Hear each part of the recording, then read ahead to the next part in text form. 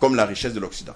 Alors, quand vous prenez la dette des pays africains, il faut bien comprendre d'où provient la dette des pays africains. Parce que pour avoir une solution et dire si la dette doit être payée ou pas, il faut savoir d'où elle sort, d'où elle provient historiquement et de quoi elle est composée. Alors, la dette africaine provient principalement de façon historique de deux éléments, de deux sources. La première source, c'est le plan Marshall. Ça peut vous surprendre. Le plan Marshall, à la suite de la Seconde Guerre mondiale, que les Américains avaient décidé de mettre sur pied pour reconstruire l'Europe, version officielle, pour aider l'Europe à être reconstruite. Et suivez bien parce que vous allez vous rendre compte qu'il y a des collusions et des coïncidences. Quand vous expliquez, on se rend déjà compte que c'est une arnaque. Hein. C'est une arnaque, vous avez dit le mot, mais je vais faire un saut rapidement pour que vous ayez le lien. Je vous explique et je vais dérouler en 2 minutes que l'une des sources de la dette africaine, c'est le plan Marshall. Évidemment, ceux qui nous écoutent vont se demander, mais où est le rapport? Le plan Marshall, c'est la fin de la Seconde Guerre mondiale. Où est l'Afrique là-dedans? Mais pour vous mettre un peu la puce à l'oreille et vous dire où est l'arnaque, parce que vous avez lâché le mot, regardez ce que Macron a dit, Emmanuel Macron, quelle déclaration il a faite au sortir ou pendant le sommet soi-disant de financement des économies africaines. Oui. Il a dit, il faut un plan Marshall pour l'Afrique. Et quand je vais expliquer la supercherie du plan Marshall et le lien avec la dette africaine, vous allez comprendre la supercherie de ce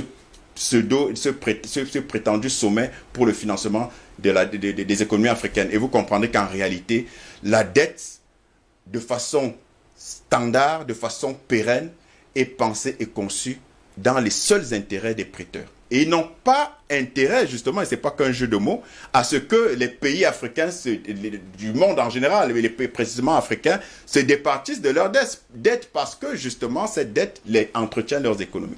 Alors, le plan Marshall, c'est quoi? Et la relation avec la dette africaine, c'est tout simplement que quand les États-Unis, déjà précurseurs dans la démarche, dans la logique de spéculation à outrance, font tourner la planche à billets, aller savoir les origines, les motivations même de cette guerre et d'autres crises, pour comprendre pourquoi est-ce qu'il faut faire tourner la planche à billets. Quand les États-Unis décident de, soi-disant, en tout cas, ceux qui comprendront, mais entre les lignes, quand les États-Unis disent qu'ils vont aider les pays européens au sortir de la guerre, qu'est-ce que les États-Unis font? Les États-Unis font tourner la planche à billets, d'accord, par leur banque centrale, qu'ils injectent en Europe, mais cette planche à billets qu'ils font tourner, ils ne peuvent pas investir cet argent aux États-Unis parce que ça va créer de l'inflation puisqu'il n'y a pas l'équivalent en termes d'économie réelle.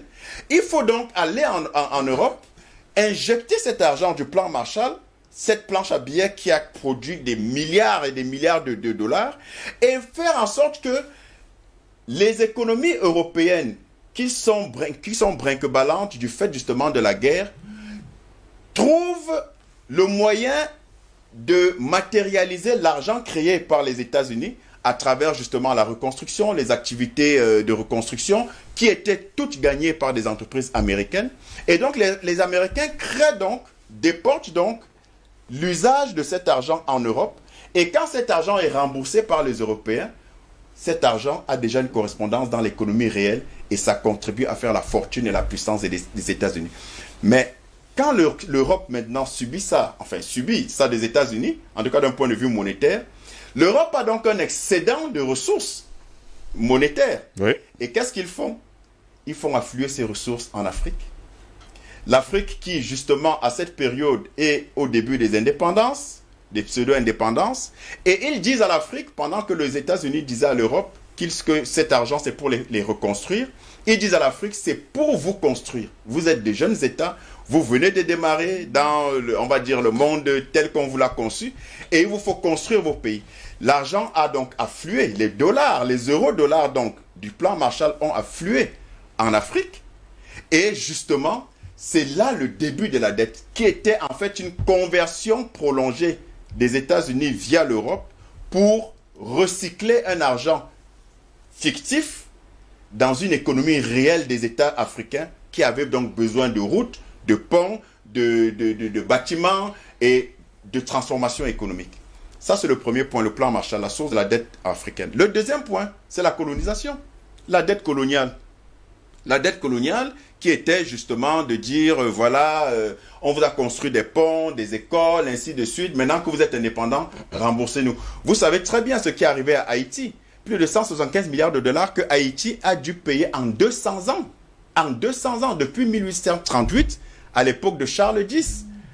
Et Haïti aujourd'hui, du fait de cette dette, et ça vous donne déjà une idée de mon point de chute, du fait de cette dette, Haïti est l'un des pays les plus pauvres de la planète parce qu'ils ont passé leur vie à rembourser.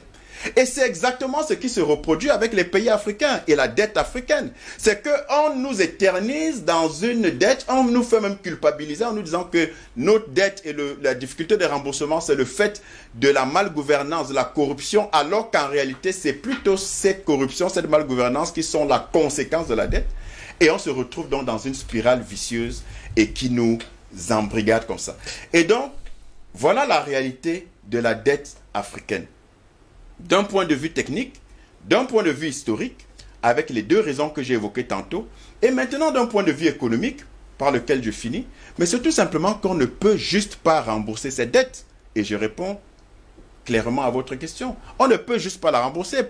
Plus de 400 milliards de dollars, mais qui en réalité correspondent à des dettes virtuelles qui vous sont imposées, rappelez-vous, des années 80 avec la détérioration des termes de l'échange, avec la série de privatisations, avec les plans d'ajustement structurel. Qu'est-ce que ça a donné aux pays africains? Absolument rien. Le chaos économique. Aucune aide occidentale, aucune dette n'est conçue pour aider un pays à se relever. Mais c'est pour enfoncer le dit pays qui doit de façon perpétuelle contribuer à la santé financière des économies occidentales. Et donc, il est impossible de rembourser une dette aussi inique parce que c'est une arnaque juste monumentale dans laquelle les pays africains se sont embourbés au gré du satisfecit et de l'intéressement de quelques élites qui, du fait de cette dette qu'on leur octroie, soi-disant pour les aider, en réalité, sont contentés avec des bacs chiches, ainsi de suite, mais en réalité, c'est le peuple à la fin qui trinque. On ne peut juste pas payer cette dette parce qu'elle n'a pas de sens. Et je termine ce point en disant que quand on vous, prétendument, on vous prête cet argent, soi-disant pour vous aider, regardez très bien les raisons pour lesquelles l'Occident prête, soi-disant, l'argent aux pays africains. J'ai déjà parlé du recyclage d'un argent dont la planche à billets a fonctionné et qu'il faut transformer de l'argent virtuel en argent dans l'économie réelle. Je l'ai expliqué. Mais vous avez également, même quand cet argent est perçu par les pays africains, regardez les raisons pour lesquelles cet argent est perçu. Regardez par exemple le pont il y a quelques années, je pense que c'était dans les années 2000, un barrage en RDC qui a été financé à hauteur de sommes faramineuses. Mais en réalité, ce barrage avait été financé, qui avait été tiré jusqu'au Katanga, où il y a une haute tension qui a été tirée jusqu'au Katanga, soi-disant pour résoudre les problèmes d'électrification des populations. Mais en réalité, le barrage, c'était tout simplement pour les champs miniers exploités par des sociétés occidentales pour permettre justement la facilité de cette exploitation. Rappelez-vous du pipeline Tchad-Cameroun. Est-ce que c'était vraiment dans l'intérêt des Africains? Mais c'était dans l'intérêt des multinationales occidentales. Donc, tous ces financements, quand on vous dit on va financer des routes, on va financer des ponts, on va financer ceci, en réalité, c'est encore dans l'intérêt de ces pays occidentaux qui ne financent que ce qui va dans leurs seuls intérêts. Donc, et vous allez vous rendre compte que ce qu'on vous finance, quand on vous dit un pont, un barrage, ainsi de suite, c'est encore les mêmes entreprises occidentales qui gagnent les marchés avec l'argent qu'on vous a prêté, mais ce sont elles qui fixent les taux, les montants de ces marchés et les taux d'intérêt.